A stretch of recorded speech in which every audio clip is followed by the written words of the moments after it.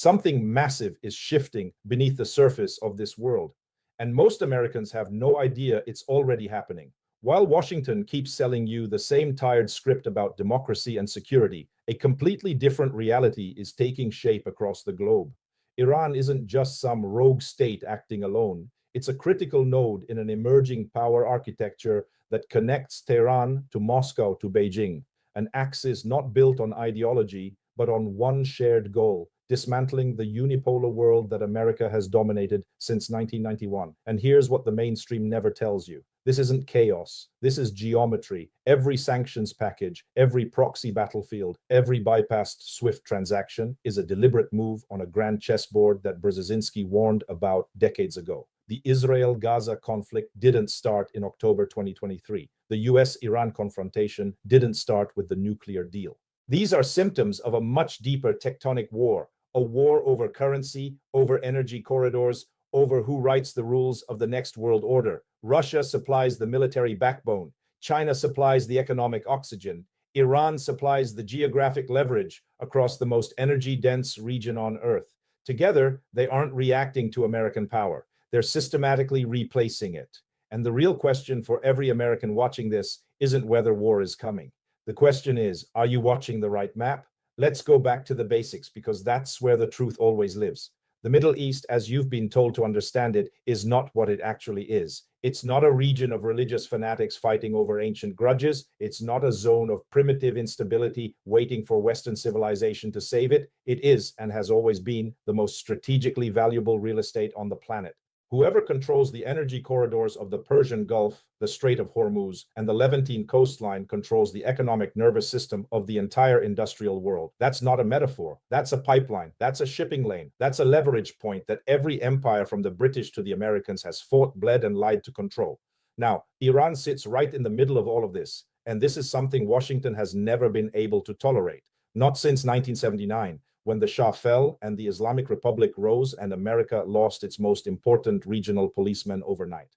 Think about what that meant strategically. The US lost its forward base of operations in the Persian Gulf. It lost its intelligence apparatus across the region. It lost the one government that was willing to enforce American energy dominance at the barrel of a gun. And from that moment on, every American president, Democrat or Republican, has been trying to reverse that outcome.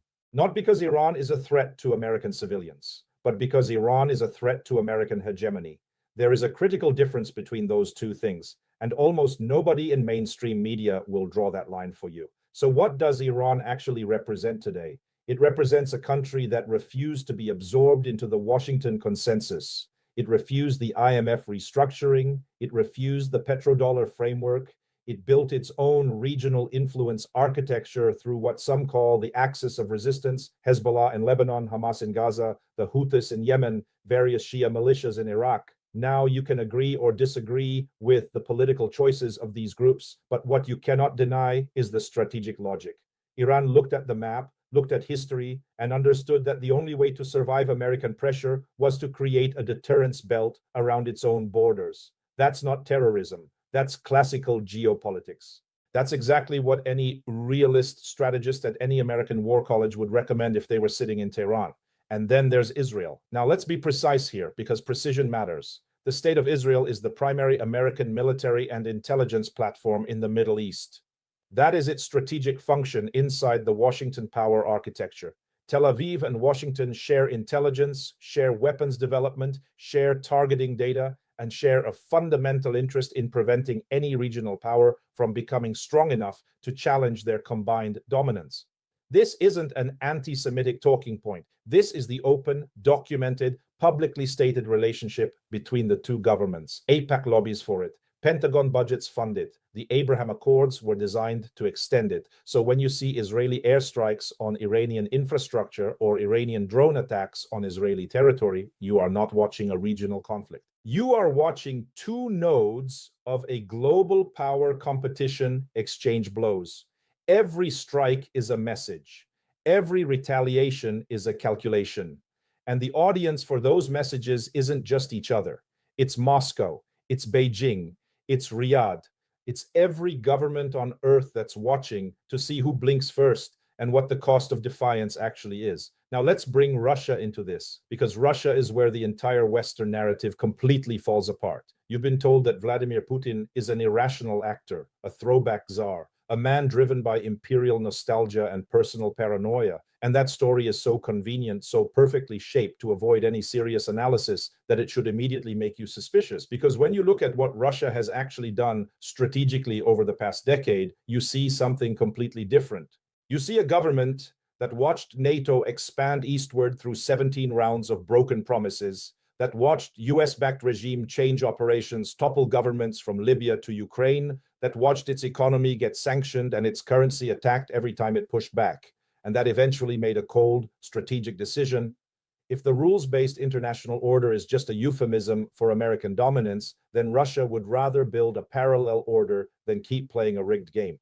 That's why the relationship between Russia and Iran is not ideological. These are not two governments that share a vision of the future. They share a vision of the present threat. Russia needs Iran as a southern buffer and as a partner that can pressure American assets in the Middle East. Iran needs Russia as an arms supplier, a diplomatic shield in the UN Security Council, and proof that sovereign defiance of Washington is survivable. Together, they've built a relationship of mutual strategic necessity that no amount of American sanctions or diplomatic pressure has been able to break. And every time Washington tries to isolate one of them, it pushes them closer to the other. This is not a coincidence. This is the predictable result of a foreign policy built on punishment rather than engagement. But here's where it gets truly tectonic. And this is the part that almost no American commentator will say out loud on a major platform: China. Because while everyone is watching the explosions in Gaza and the drone exchanges over the Red Sea, China has been doing something far more consequential and far less visible. China has been systematically building the financial, logistical, and diplomatic infrastructure of a post-American world order. The Belt and Road Initiative isn't just an infrastructure program, it's a sovereignty offer. It's Beijing going to country after country across Asia, Africa, the Middle East, and Latin America and saying, "We will build your roads, your ports, your railroads, your digital networks, and we won't ask you to change your government, adopt our values, or let our military bases onto your soil." Compare that offer to what Washington brings to the table: structural adjustment programs, democracy promotion that always seems to end in destabilization, and a security umbrella that requires permanent political subordination. The Shanghai Cooperation Organization, the BRICS expansion, the bilateral currency swap agreements replacing dollar transactions, these are not isolated financial experiments. They are the load-bearing columns of a new international architecture being assembled in real time while American media debates the next tweet cycle. Iran was admitted into SCO in 2023. Saudi Arabia, a supposed American ally, applied for BRICS membership. The UAE started settling oil trades in yuan. These are not small signals. These are civilizational pivots happening in slow motion, and the American public is almost entirely unaware because the institutions that are supposed to inform them have a structural interest in not explaining the full picture.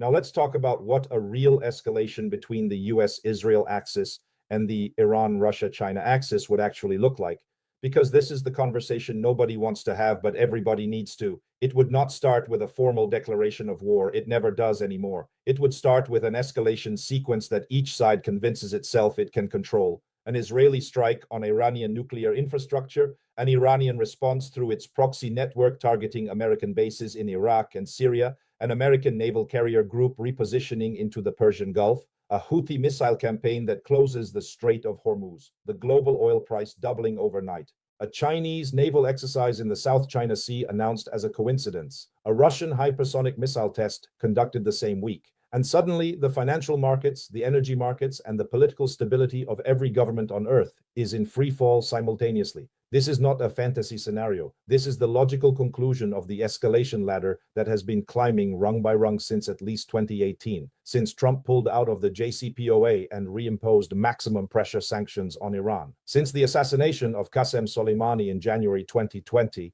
which was not just the killing of a military general. It was the elimination of the single most important strategic architect of Iranian regional influence, a man who had spent decades building the axis of resistance from the ground up. That killing was a message, and the message was received in Tehran, in Moscow, and in Beijing. The message was that Washington reserves the right to eliminate any adversary, anywhere, at any time, regardless of international law or diplomatic norms. And the response to that message has been three governments accelerating their coordination, their weapons development, and their alternative institutional architecture at a pace that was simply not happening before January 2020.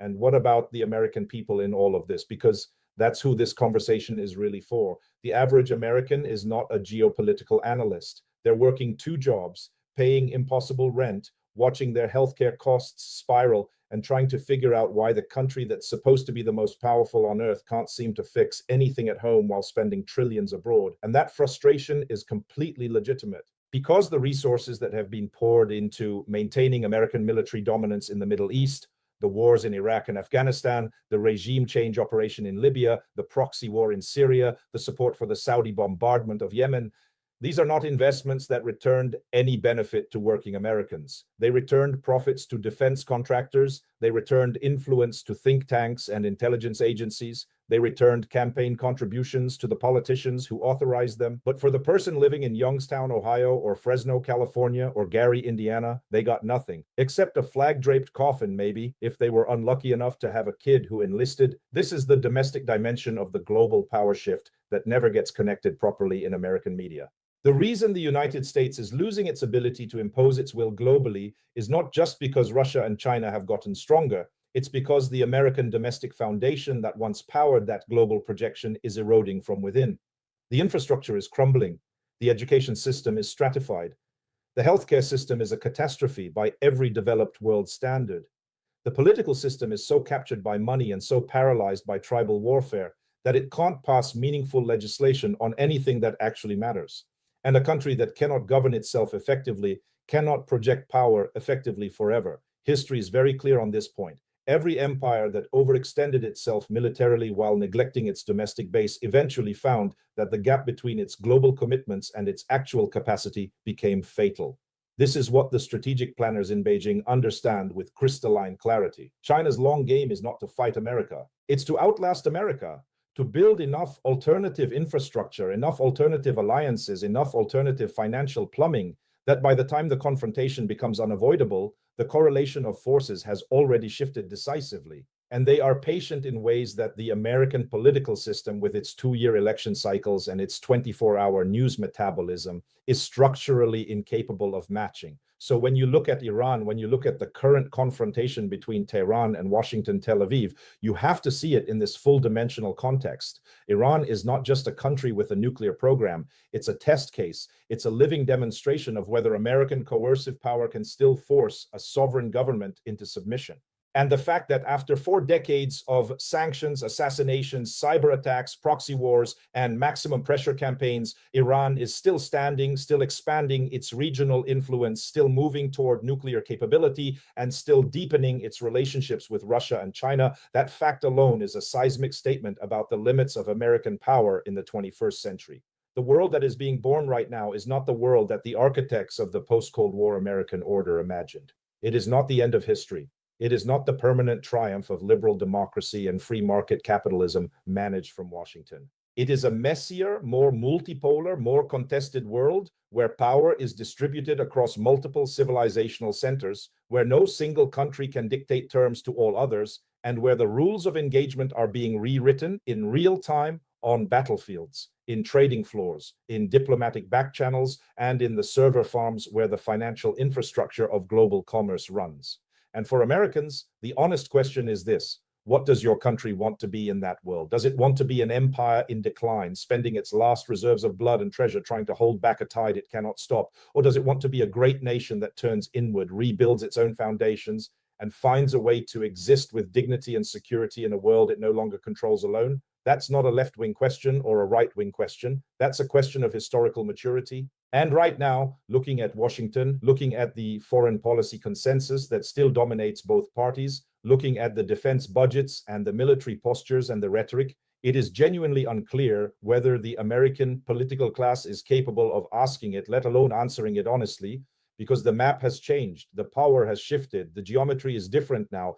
And no amount of aircraft carriers, no amount of sanctions packages, no amount of diplomatic pressure or information warfare is going to restore the world of 1995. That world is gone. What comes next depends entirely on whether the people who actually have to live with the consequences, you, the American citizen, decide to demand a foreign policy that serves your actual interests, or keep accepting a foreign policy that serves the interests of a system that has never once asked for your permission.